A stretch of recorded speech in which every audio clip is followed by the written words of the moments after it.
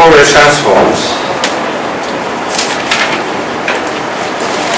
And discrete Fourier transform is defined like this, and inverse Fourier transform is defined like this.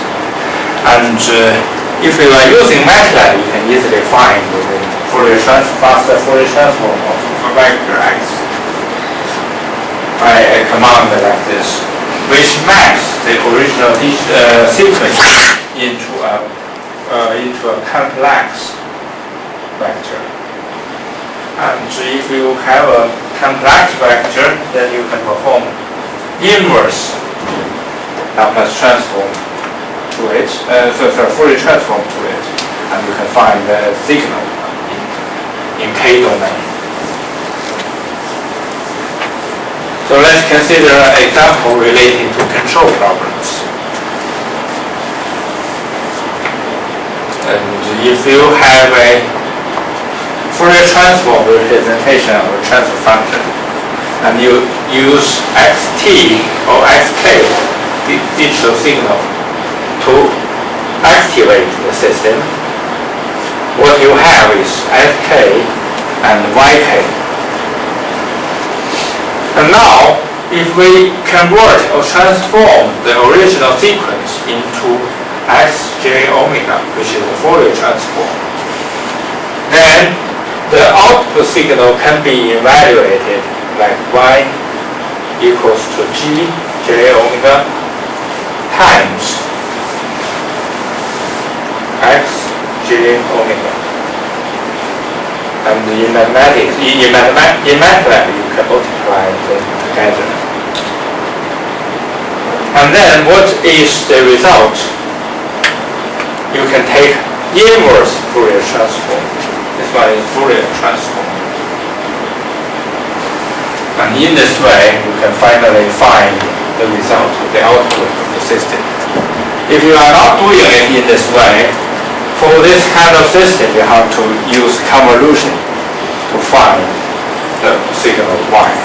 However, if you are using Fourier transform, you can use direct multiplication of the two signals in frequency domain representation. So even for fractional order systems, you can easily find the Fourier transform of it. That is just replace or substitute s by j omega, you can find directly. And then you can multiply them together to find the frequency domain representation of it, and then take the inverse Fourier transform to get the result. So if you are using Fourier transform, you can solve this kind of problem in this way. And Fourier transform, two-dimensional Fourier transform is also very useful in image processing problems.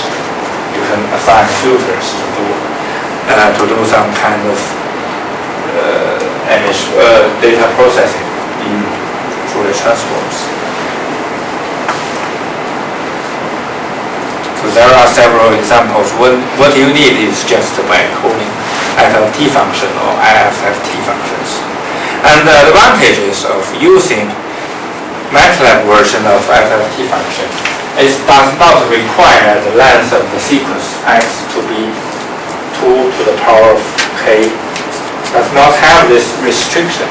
However, if you do not use Matlab, you use standard routines in in signal processing books, you will find that for Fourier transforms, the length of the sequence must be the length of 2 to the power of k, where k is an integer.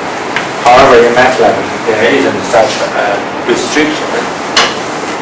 And it should also be said that if the length of the vector is 2 to the power of k in Matlab, the calculation should be much faster, but it's not necessary to be of this length.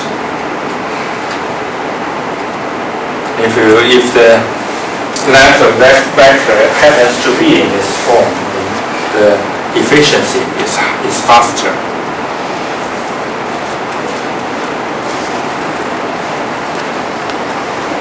So let's talk about filtering technique. If there is a signal, how can we filter it, or how can we design a filter? Before we proceed, I can show you a simple demonstration. Suppose a signal, the prototype of signal is given by this, and the actual signal is correlated version of this one, because there is, for instance, there is a white noise added to the signal. So let's see what the signal is.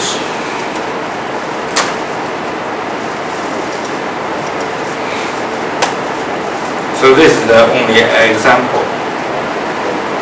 There is a signal, but it is correlated with noise. So the final signal should be something like this.